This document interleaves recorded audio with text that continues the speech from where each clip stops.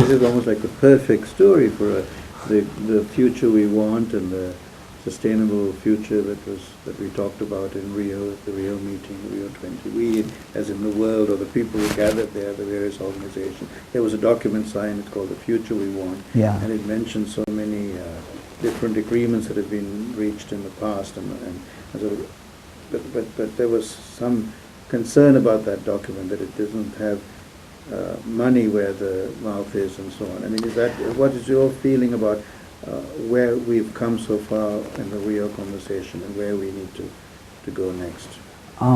We face huge challenges. Okay. You know, there are these optimistic stories, and we probably can take them and spread them and make them, you know, in Chiapas, we've worked in a small number of watersheds with a small number of farmers, and now we're working to have those farmers be emissaries out to other farmers and to share their learning. Because that's a system where you actually can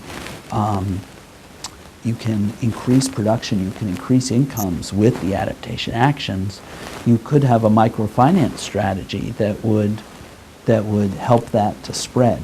But there is a need for seed funding, there's a need for expertise. In some places it won't be self-funding, and there's, you know, if we really want to help reduce risk to people, we all need to step up the amount of societal resources that we're putting into adaptation. At the same time, you can't adapt to everything. You know, Chiapas, we've got an 8-month dry season instead of a 6-month. Okay, you can adapt to that. If it were an 11-month dry season and 3 meters of rain in a month, I'm not sure that this strategy would work. And so there's limits to adaptation, and to keep our options open, to keep the world one that we can build these livable strategies for, we also need mitigation. We also need to address emissions, and that also requires investment at the same time. So, and that's, you know, not even acknowledging the fact that that there are legitimate needs for economic development, for human health. There are other issues besides climate change that also demand investment. So yes, I think you've hit on a key challenge, which is this world we want. It's out there. We can seize it, but it does require us to think creatively about how we're going to apply our financial resources and to prioritize, and it probably requires more funding devoted to it than has so far been applied. You talk a little bit about the communities. Mm-hmm. How important is the role of communities in adaptation strategies, and what are the challenges for South America, for the whole region? Yeah. Communities are crucial. These strategies will not work unless they are designed with community engagement, with community involvement, so that the community supports and sustains and continues to implement the actions that are put in place. So it's not just, you know, basing the scale of implementation around communities, although that's important, but it's also the deep involvement of communities in the design of the strategies. That's, I believe, essential. There are, of course, challenges with that. There are challenges of trust. You know, if you're a community in Chiapas, as many communities there are that saw their entire community washed away by Hurricane Stan, you know, why are you going to listen to anyone from outside the community who's telling you, okay, all you have to do is change how you raise your cattle that you've done for generations? It's like, you know, there's issues of trust, there's issues of technique, there's issues of financing. Those silvopastoral systems that I described, you know, they work best along with a rotational grazing system that requires a small solar panel and a fencing system. So there's about a $1,200 US cost per 10 to 20 acre farm to get that system up and running. So that there's those issues as well. And probably others that I'm not thinking of at the moment. And talking about the financing and financing of these projects, Mm-hmm. how do you view financing for adaptation to climate change? What are the resources available and the challenges to get those resources? Okay, so in the Fast Start financing that the developed nations of the world pledged in Cancun, about 25% of that $30 billion of pledged financing was supposed to go to adaptation. Now, it doesn't look like we're going to hit the $30 billion number, in part because half of that $30 billion was from Japan, and that was before they had the earthquake and the tsunami, and they've had to delay their ability to provide that because they've got to redevelop their own and rebuild their own country. One has to understand that.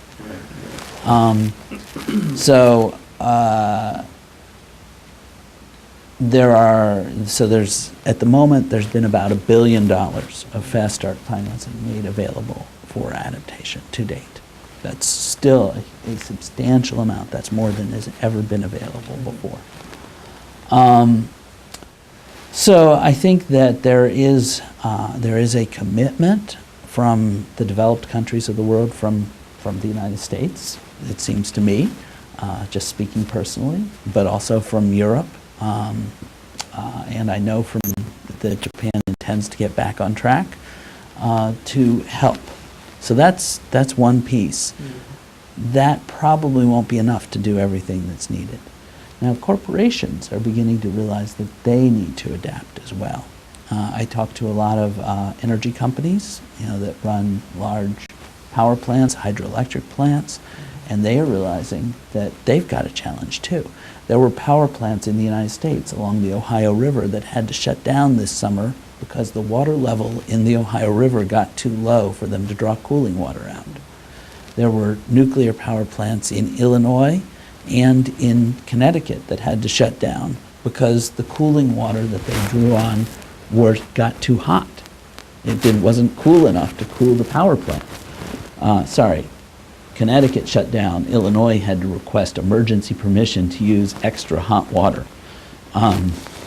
So slightly different.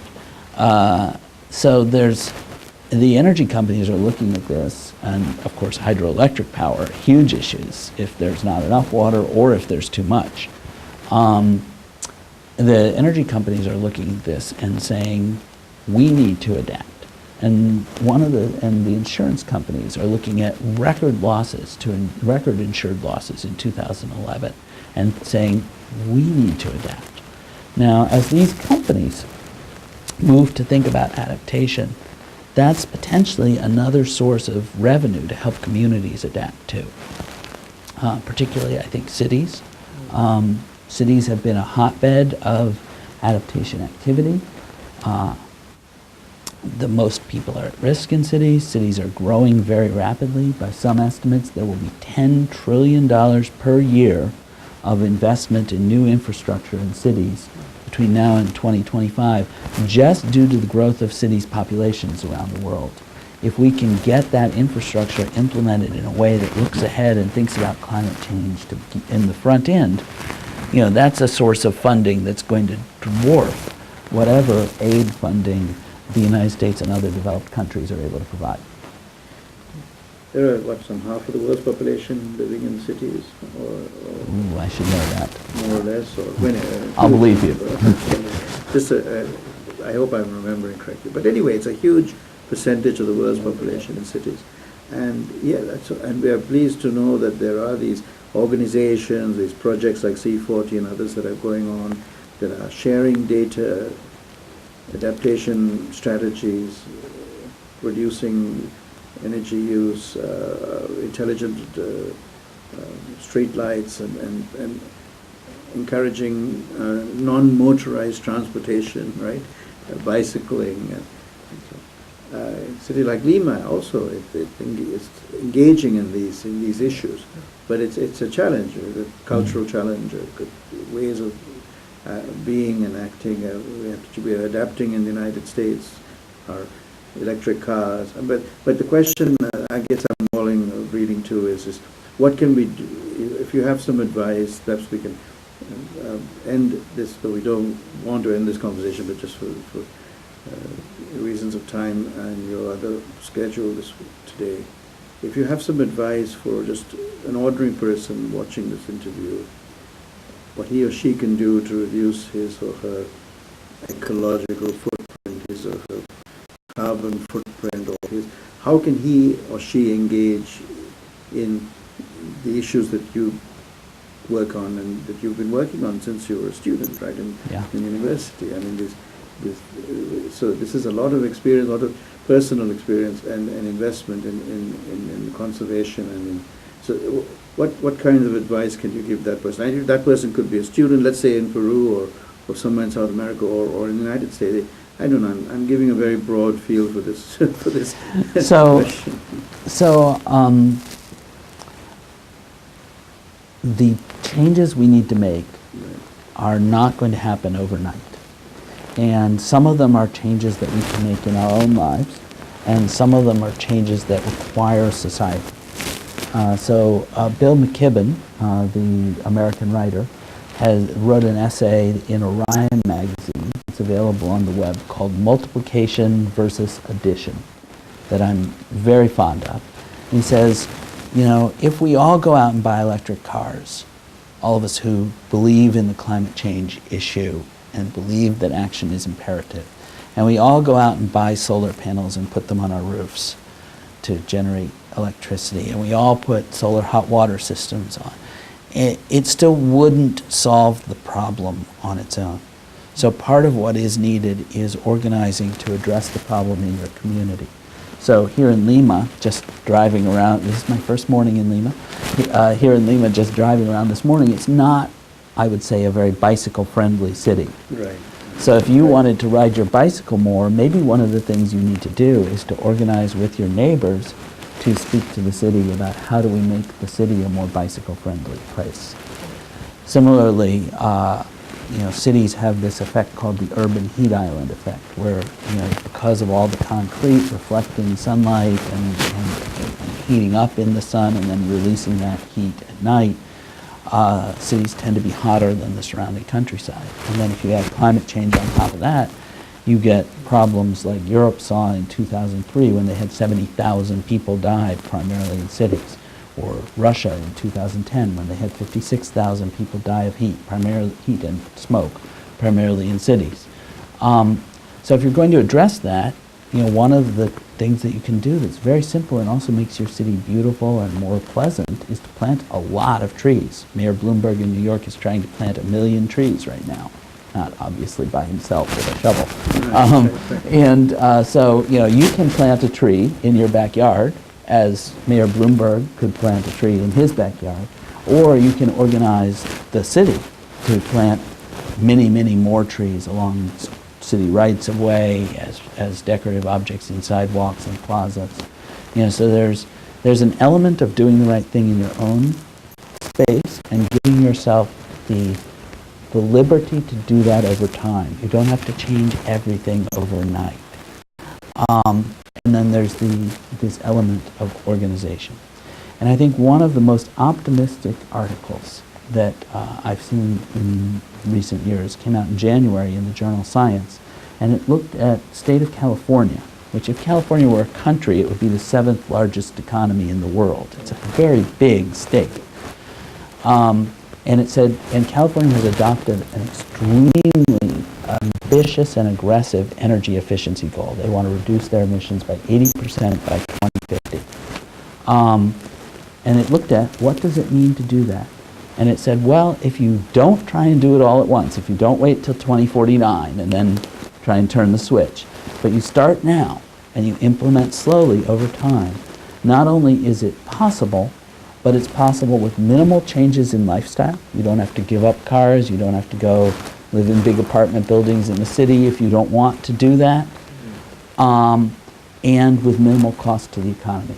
The challenge, the goal, the key message is we need to work together and we need to start now and we need to do it. We need to recognize that it's a long-term prospect.